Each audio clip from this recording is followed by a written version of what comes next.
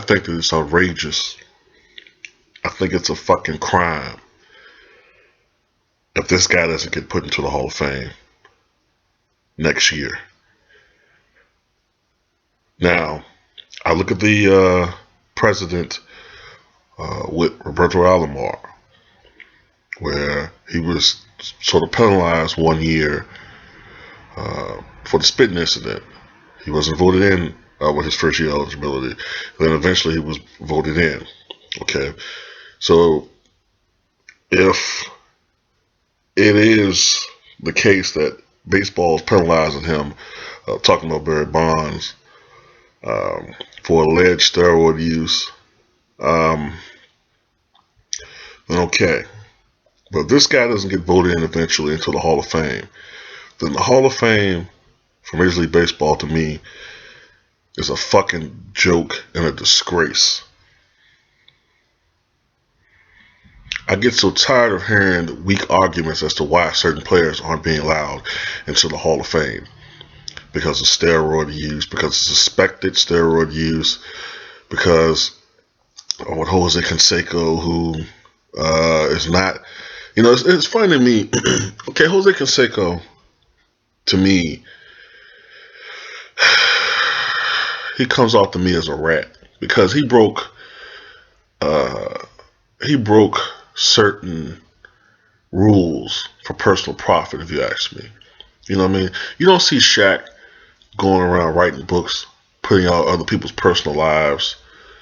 He could write books. He could destroy certain other people who he played with if he wanted to. But you don't do shit like that. He destroyed other people's careers and reputations for personal profit. He's upset. And to me, Canseco was jealous. Canseco used to be the man in the 80s. He was the top of baseball in 87, 88. He was MVP. He was the top guy. And his career fell apart in the 90s. He became a joke. I think he got jealous of guys like Mark McGwire and maybe to an extent Barry Bonds and Sammy Sosa. And he went out to try to ruin these guys' reputation. Do I think personally that Mark McGwire, well, we all know that Mark McGwire used steroids because he admitted it, but do I think that some of these guys use steroids? Probably. I mean, the physical evidence is overwhelming. But baseball,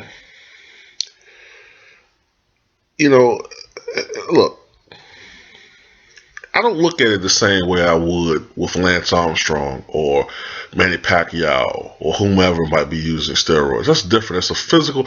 You got boxing. It's a physical contact sport. With boxing, you can literally kill someone.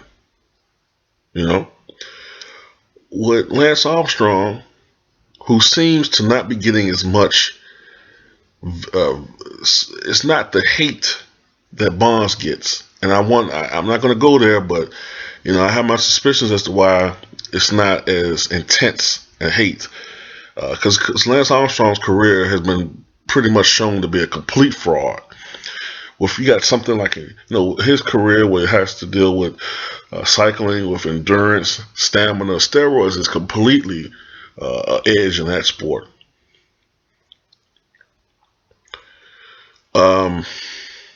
With Bonds and baseball, does steroid give you an edge?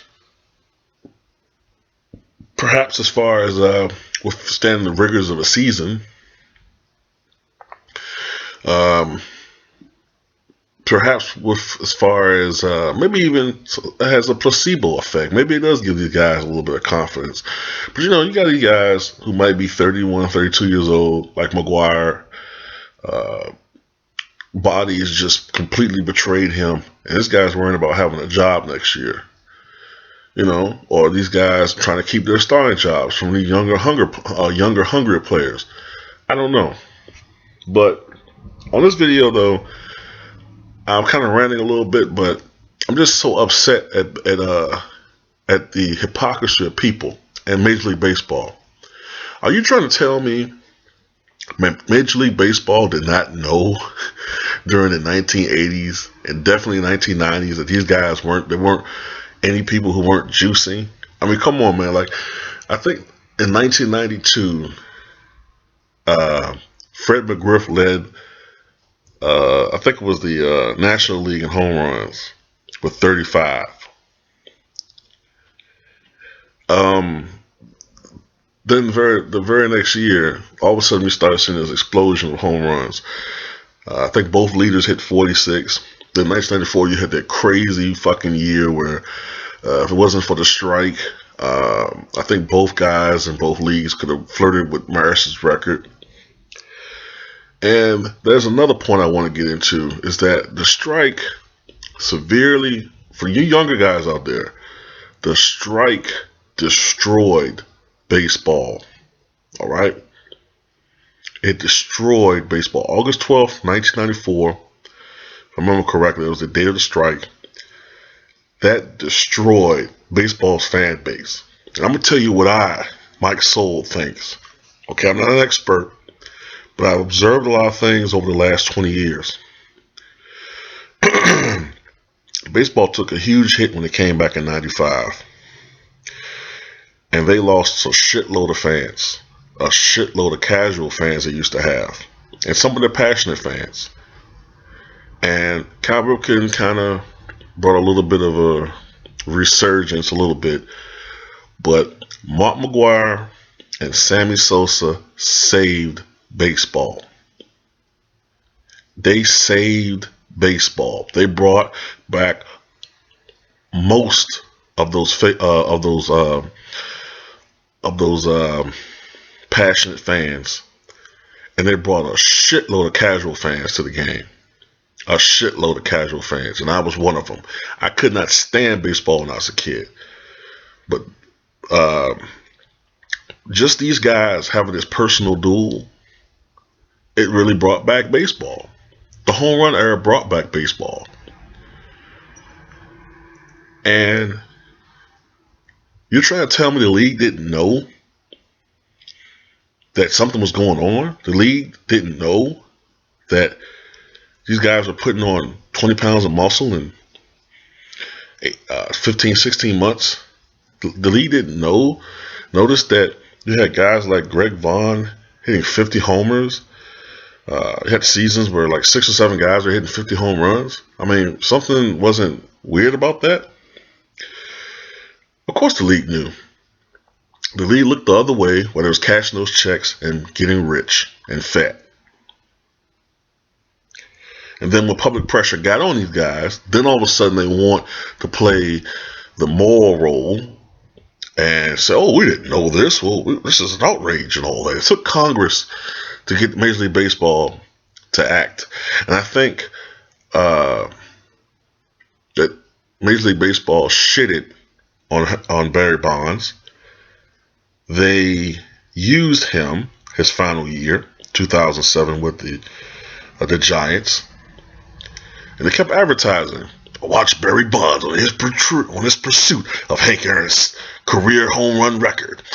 And when he finally did break that record in August 2007, I think that Buzz Selig and the guys and the owners conspired to blackball Barry Bonds out of baseball, because I remember the big talk was that Barry Bonds was going to probably sign with the Yankees and help that club out. And it was like no team wanted part of Barry Bonds. And I think that with all due respect to Clemens, I'm going to focus more on Bonds.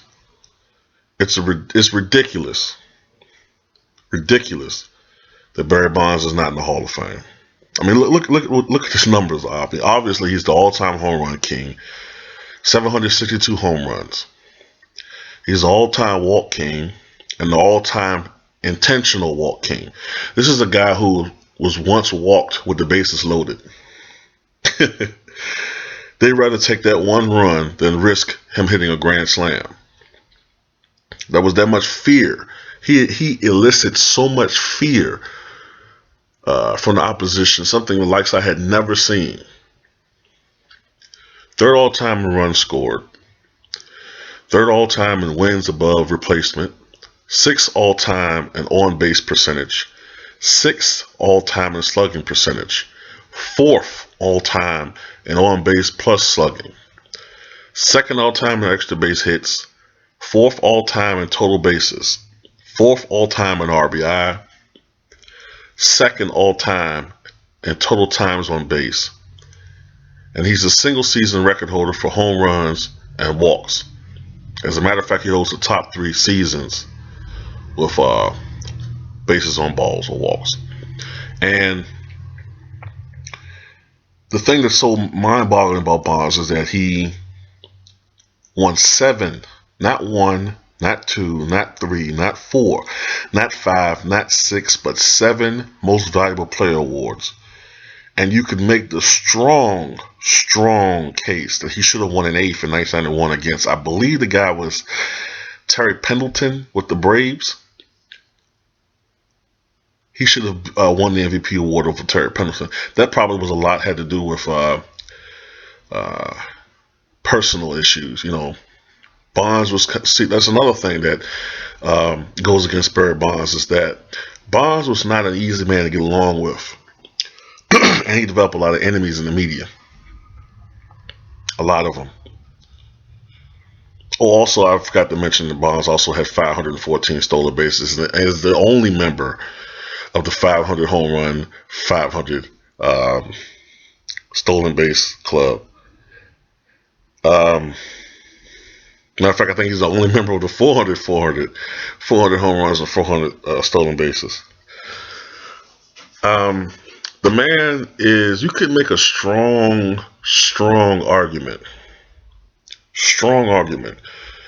Although I think that the greatest baseball player of all time probably was Willie Mays. Some people say Babe Ruth, but you could make an argument for Barry Bonds. You really could. You could legitimately make an argument without sounding stupid. And you're trying to tell me that you're not going to put this guy in the Hall of Fame?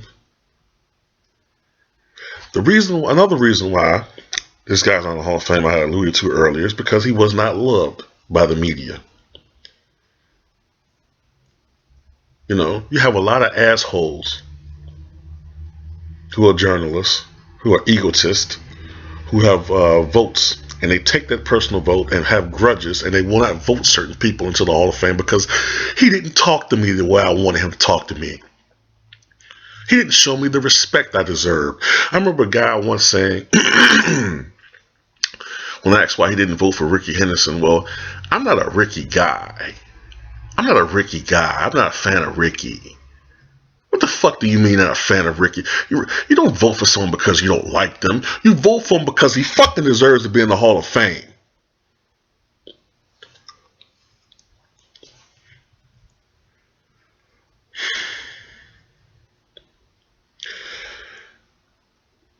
And a lot of people did not like Barry Bonds because it was 3 years after everybody's feel-good moment, when Mark McGwire broke Roger Maris's single-season home run record. And there is a certain, I'm going to go there, racial overtone with some of this stuff. Some people did not like the fact that he broke Mark McGwire's record. I used to see it. I could hear it in people's tones. When I used to talk to them, I remember when I was a younger guy, I think I was 20, 21 years old back then, I could hear it in their voices. They would say certain things, you know, that will make me believe that there were certain other reasons why I didn't like this guy. But I'll leave that stuff alone. But this guy, I mean, I think he's 3rd all time in home run at bat ratio behind McGwire and Babe Ruth. He had a home run every 12.94 at bats, 3rd all time. This guy was an amazing baseball player, and it's a fucking crime if he doesn't get voted into the Hall of Fame. You're going to tell me that you're not going to vote Barry Bonds to the Hall of Fame? But excuse me, this sounds disrespectful, but you're telling me a guy like Bill Mazeroski, who's only known for hitting a fucking home run in one game, 1960 Game 7 Finals, World Series. That's all he's known for. Is hitting that fucking home run. He's put into the Hall of Fame for a fucking moment. And you're not going to put this guy into the Hall of Fame? Their fucking Hall of Fame is a joke. It's a fucking joke. When you have people, I'm sorry if I'm going over a little longer than I normally do, but this is something I feel passionate about. It's a joke. It's a fucking joke that this fucking Hall of Fame exists the way it is. You have people, okay, integrity, okay? You have guys like Ty Cobb, who was a virulent fucking racist, who beat women, who allegedly, possibly killed a man in 1912 in Detroit. Look it up. Then you have people who are in the Hall of Fame who were former KKK members. Okay? That's a fucking disgrace to me. Don't come in with that shit about integrity of the game and have to have integrity. Fuck that shit. This guy deserves to be in the Hall of Fame. And if you listen to this long enough, you listen this far into it, thumb this up if you think that Barry Bonds belongs to the Hall of Fame. If you don't, thumb it down. I understand that. But this is something that I think a lot of people need to talk about, man. This is fucking disgrace, man. It's just ridiculous. I'm out.